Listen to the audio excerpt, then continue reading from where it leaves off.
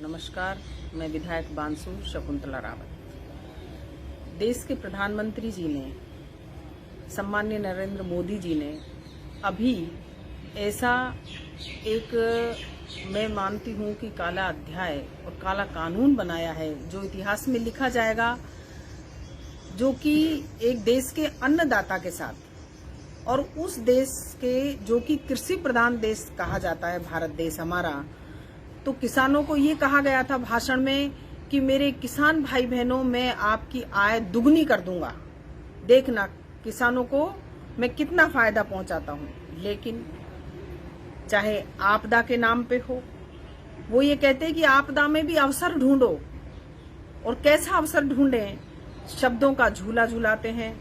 चाहे नोटबंदी की हो, चाहे बिना प्रबंधन के कोई देश के लिए ये लॉकडाउन किया, उसमें प्रबंधन करना चाहिए था कि गरीब आदमी किस तरह से कितने दिन रहेगा।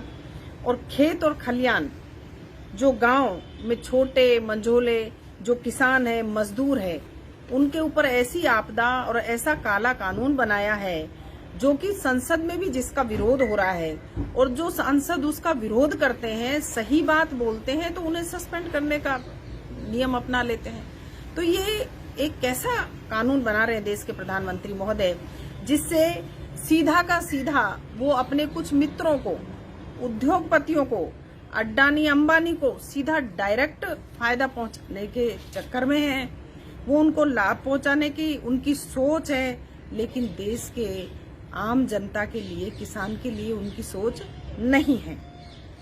किसान की जमीन को हड़पने का ये काला कानून है। इस कानून में किसान खुद अपनी जमीन पर अपनी मर्जी से कोई फसल नहीं उगा सकेगा, और फिर जो फसल लगाएगा उसका मूल्य भी निर्धारित नहीं होगा, मूल्य भी निर्धारित कंपनियां ही करेंगी। तो किसान का क्या हाल होगा? इसमें तो किसान एक तरह से बंधुआ मजदूर बन जाएगा, और जो कंपनियां डिसाइड करेंगी वही किसान को, बेचारे को मजबूर होकर के करना पड़ेगा। ऐसा अन्याय हम किसानों के साथ, हम एक मजदूर के साथ, एक व्यापारी के साथ, एक पल्लेदार के साथ ऐसा नहीं होने देंगे। हमारी कांग्रेस पार्टी और कांग्रेस पार्टी के हमारे राष्ट्रीय अध्यक्ष सम्माननीय सोनिया गांधी जी हों, प्रियंका गांधी जी, राहुल गांधी जी, और राजस्थान के मुख्यमंत्री सम्माननीय अशोक गहलोत जी, और राजस्थान प्रदेश कांग्रेस कमेटी के अध्यक्ष गोविंद सिंह डोटासरा जी, सब साथ हैं।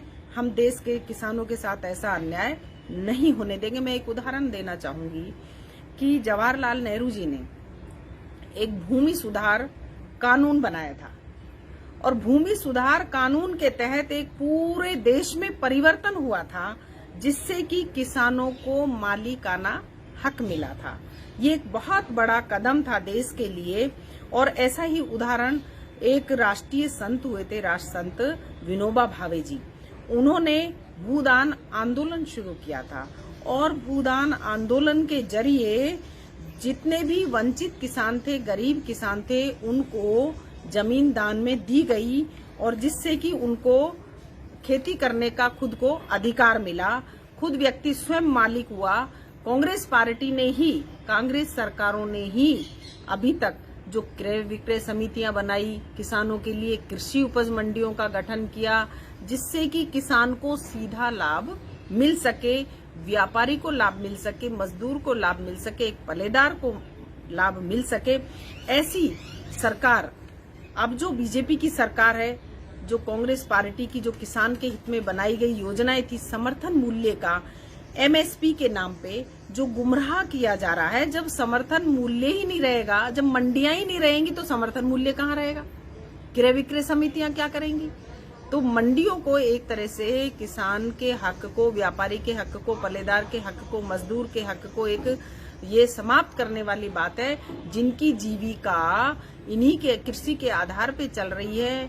हम पूछना चाहते हैं देश के प्रधानमंत्री जी से कि ये कृषि प्रधान देश, गांव, खेत खलियान के किसान का क्या होगा?